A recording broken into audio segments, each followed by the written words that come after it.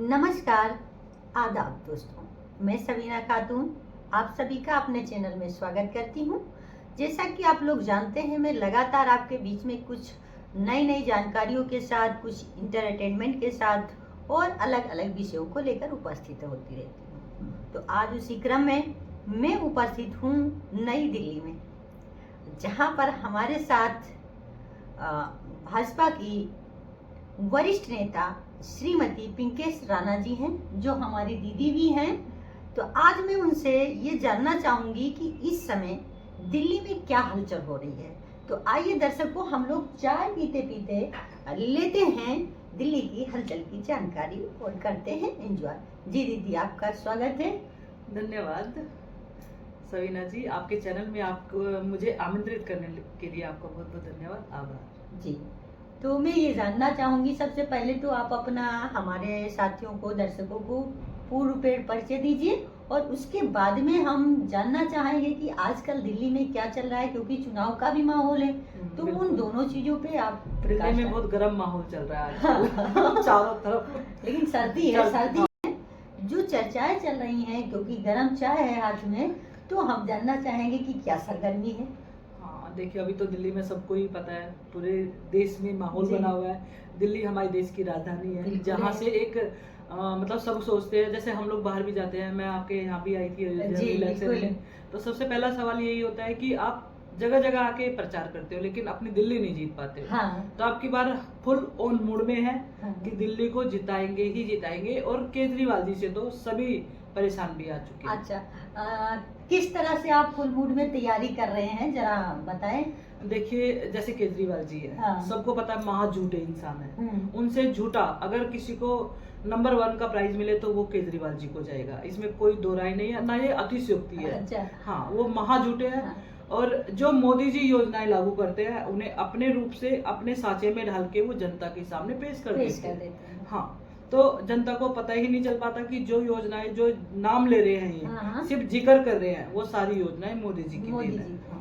मतलब खाना किसी और ने बनाया और परोसा किसी और ने। अब खाना कौन बना रहा है, किसी को क्या मतलब, खाने तो ये मतलब है कि परोस कौन रहा है, हमारे सामने कौन आ रहा है। तो यही दिल्ली की जनता के साथ बहुत बड़ा छलावा हो रहा है। और ये हम महिला मोर्चा की बहनें दिल्ली में जा जाके नीचे तक बहनों को समझा रहे हैं, क्योंकि दिल्ली जो अपनी बहनें हैं, मोदी जी इतना ध्यान रखते हैं अपनी बहनों का। अभी आपने देखा होगा कि नेतृत्व करने के लिए मोदी जी ने महिलाओं को 33% आरक्षण दिया है, और निगम में शायद ये 50% हो चुका है।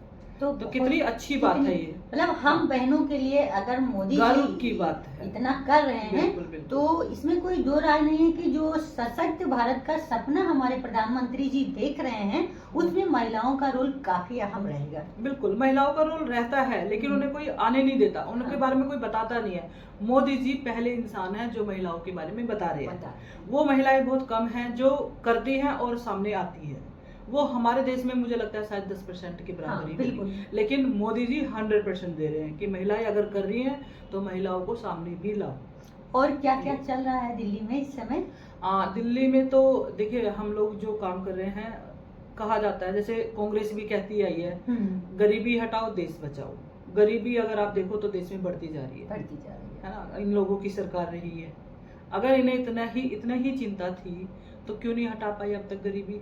क्यों हमारे देश में भिखारी बढ़ते जा रहे हैं? आपने देखा होगा, पहले चौराहे पे जहाँ पर लाइटें होती है वहाँ पर सिर्फ 2 या 3 भिखारी होते थे, आज की डेट में 10-10 भिखारी होते हैं वहाँ पर। तो क्या कारण है इस चीज का? इस चीज पे काम करने की बहुत ज्यादा जरूरत है हमारे देश में। देश में क्या, दिल्ली की बात कर रहे हैं तो दिल्ली की बात है ये। दिल्ली में तो आप देखोगे हर चौराहे पे मतलब भीड़ लगी पड़ी है भिखारियों की। छोटे छोटे बच्चे, अगर आप उनसे बात करो कि चलो हमारे साथ चलो, आप काम करो, नहीं जी, हम तो भीख मांगेंगे। क्यों? क्योंकि हमें पैसा मिल जा रहा है। हाँ, बगैर मेहनत के अगर किसी को मिले तो कौन मेहनत करना चाहेगा? मतलब ये देखो कि गरीबी कैसे हटेगी, उसके ऊपर काम करना चाहिए आपको, ना कि नारा देना चाहिए।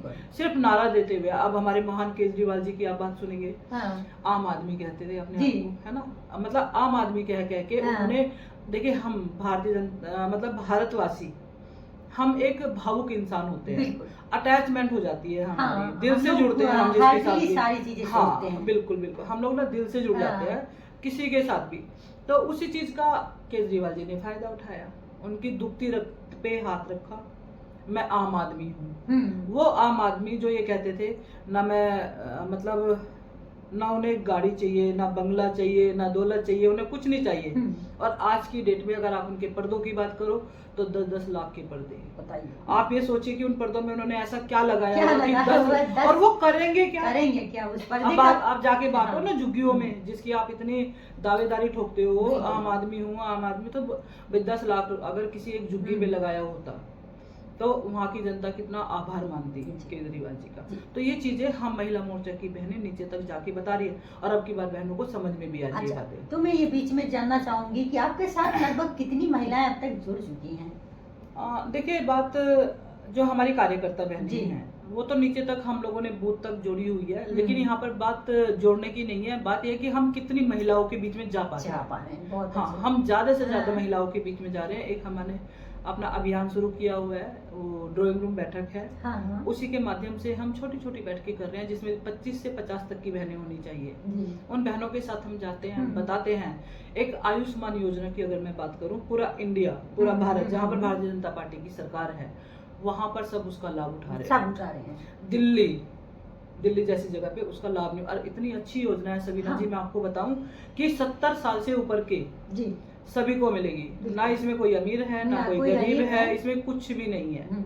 ना इसमें कोई जात है, ना बिरादरी है, ना धर्म है, ये सभी के लिए समानता है। मैं आपको बताऊं कि देखिए, ये हमारी बदनसीबी है दिल्ली वालों की कि यहाँ पर एम्स में आके, सफदरजंग आके लोग बाहर से आके इलाज करा रहे हैं, और दिल्ली की जनता जो यहाँ पर रहती है, जहाँ पर ये फैसिलिटीज है, वहां पर वो लाभ नहीं उठा पा रहे। तो केजरीवाल जी, मतलब मैं क्या कहूँ कि वो तो इंसान के नाम पे धब्बा है, अपने आप को आम आदमी कहते हैं। तो देखा साथियों, क्योंकि एक कहावत है, दूर के ढोल सुहाने लगते हैं। क्योंकि अभी जब हम वहां से बैठ के देखते हैं तो हमको चीजें कुछ और दिखती हैं, लेकिन जब करीब से देखते हैं तो कुछ और बातें हैं। तो अब ये तो हमारी दिल्ली की राजनीति की सरगर्मी के बारे में हमने बात लेकिन इसी में मैं सबीना जी एक दो बातें और ऐड करना चाहती हूँ। जैसे केजरीवाल जी की सरकार पंजाब में आई है जी, पंजाब के लोग, मेरे खुद रिलेटिव्स हैं पंजाब में। पहले वो जब तक दिल्ली में थे केजरीवाल जी, तो वो बड़ी तारीफ करते थे केजरीवाल जी की। हाँ, मुझे कहने में कोई आपत्ति नहीं है, क्योंकि तब तक केजरीवाल जी को उन्होंने देखा नहीं था, उन्होंने उनकी सरकार को झेला नहीं था। दिल्ली में झेल रहे थे हम लोग, तो हम अगर कहते थे तो वो सोचते थे कि हम झूठ बोल रहे हैं। लेकिन जब अब पंजाब में उनकी सरकार बनी केजरीवाल जी की, वही लोग मुझे फोन करते हैं कि इसने बेड़ा गर्क कर दिया पंजाब का, इसने जो खेती का नुकसान पहुंचाया है, और जो बच्चे शराब, देखिए पंजाब जो है वो पहले ही बदनाम है शराब के मामले में, और ये तो है ही पैसे कमाने वाला इंसान केजरीवाल जी। तो इसे तो भाई भर भर के पैसे चाहिए, बोरिया चाहिए। तो जो बच्चे वहां पर मतलब आज की डेट में अगर वहां पर 80% बच्चा दारू पी रहा था, तो इसने 100% का इंतजाम कर दिया। भाई तो ये बड़ा दुर्भाग्य है। देश को पीछे ले जाना है, किसी कोई और किसी का विकास पे सवाल ना करे तो सबसे अच्छा तरीका है, सबसे अच्छा तरीका। और एक और जो अहम मुद्दा है जी, ठीक है, कहते हैं अगर किसी भी देश को पीछे डालना हो, ठीक है, तो उसकी दुखती रक्त, जो हमारा देश का भविष्य कहा जाता है, बच्चे की अगर मैं बात करूं, दिल्ली में सबसे पहले तो इन्होंने कहा है कि खुले में अगर कोई दारू पिएगा तो 10,000 जुर्माना देंगे। इनको सिर्फ पैसों से मतलब है, इन्हें उन बच्चों से मतलब नहीं है कि खुले में भी क्यों पिए, ठीक है।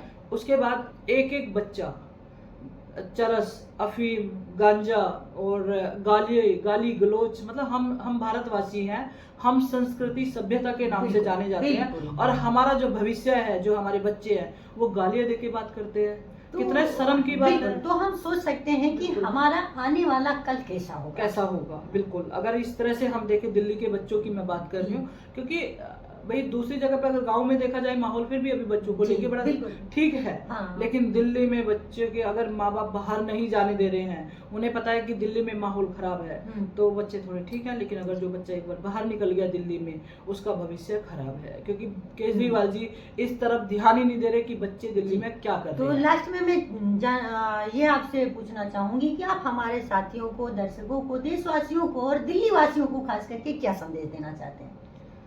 देखिए, सबसे पहले तो मैं ये कहना चाहूंगी कि सर्दी का माहौल है, अपने आप को सेफ रखें, ठीक है। सबीना जी बहुत अच्छा काम करती रहती है हमेशा, तो आपका भी बहुत बहुत आभार कि आपने मुझे अपने चैनल पे आमंत्रित किया।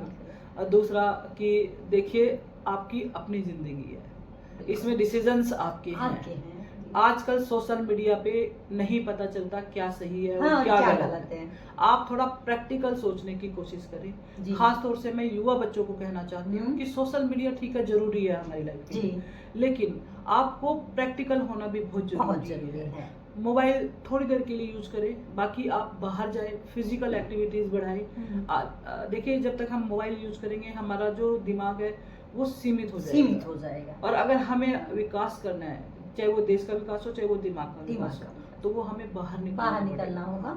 और बाहर निकलने के लिए हमें समाज, सोसाइटी, जाति, धर्म, बिरादरी, इसको अच्छा रखना होगा। बिल्कुल। तभी जाके किसी भी देश का भविष्य सुरक्षित हो सकता है।